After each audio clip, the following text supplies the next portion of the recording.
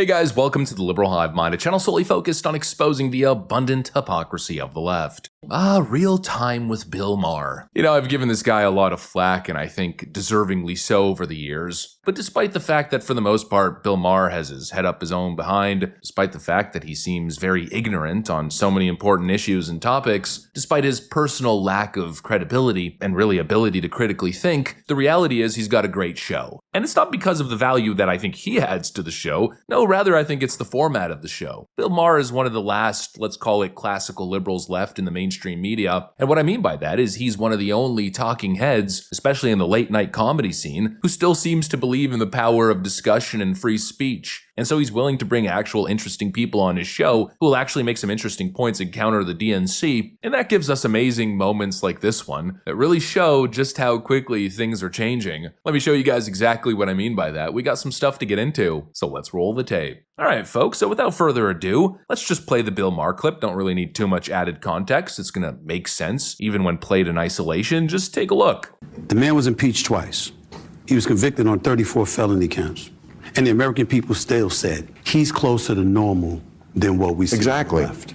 That's what they're saying. He's closer to normal. Why? Because something that pertains, when you talk about the transgender community, for example, and you're talking about the issues that pertain to less than 1% of the population, the Democratic Party came across as if that was a priority more so than the other issues. And so he comes into office. Now you're talking about childbirth, citizenship, and what have you. He knows that's not going to pass the mustard, but he knows that he made that promise. So when he shows up week one on Capitol Hill and he says, this is what we're going to do through an executive order, even though it's going to be shot down through the courts and what have you, he's saying, I kept my promise. A lot of other things that he's going to point to that he's going to try to do. I kept my promise. Then you turn around and you look at the left and you say, what promises did you keep? He's doing what he said he was going to do.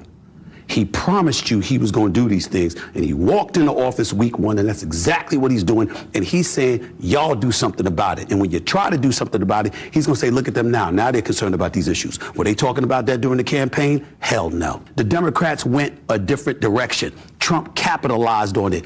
Basically, he played everybody like a fiddle and has won re-election again. This country never reacts. It only overreacts. And some of this is brought on by the left. Yeah, you're right. You brought it on yourself. I just love it. I don't know about you guys, but I'm loving everything about 2025 so far. What a sight to behold. Me and Stephen A. Smith certainly don't see eye to eye when it comes to politics, but despite that, I gotta give the guy credit. I think in a way, Stephen A. Smith is what Bill Maher wishes he was. He's just a better version. And I love how he's not mincing his words anymore. I love this new culture where we got Democrats who are finally willing to tell the truth because, so many of them have for sure been thinking all of this stuff over the last 8 years, but they just haven't had the courage to change it. But now, things have changed so dramatically. And so now here we have, finally, even Democrats pointing out some very obvious truths. And the point that Stephen A. Smith was making here, I think is totally correct, that Trump didn't rise to power in a vacuum. If anything, the Democrats built the stage for him. And they built that stage on a foundation of failure, hypocrisy, and of course this awful obsession with pushing narratives that have nothing to do with what the American people actually care about. And Stephen A. Smith hit a nerve there, and that's because what he's saying is absolutely true. For years, the left has been laser focused on portraying Trump as some sort of grotesque anomaly, an unacceptable fringe figure who must be stopped at any and all cost. They've weaponized every single institution that they could against him, from the mainstream media to big tech to the three-letter agencies, with this grand narrative-building approach to basically convince the people that he's the problem. But here's the reality that I think is becoming very clear to the American people. Donald Trump, despite all the hysterics, despite all the controversy, despite his boisterous attitude, despite it all, just as Stephen A. Smith pointed out, he is closer to representing what Americans actually want more than anything that the Democrats are offering. And a lot of people are realizing that. Let's take the whole build the wall thing, for instance. I think it's a perfect example. It's a very simple policy proposal, but when Donald Trump started advocating for it, the Democrats attempted to weaponize it against him. What a ridiculous thing. They mocked him and sneered at him. Mr. President, the Republican frontrunner today outlined his plan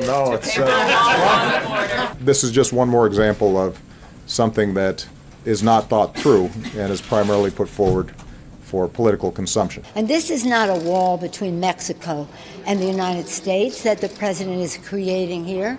It's a wall between reality and his constituents. And folks, On the subject of transnational gangs, let's be perfectly clear.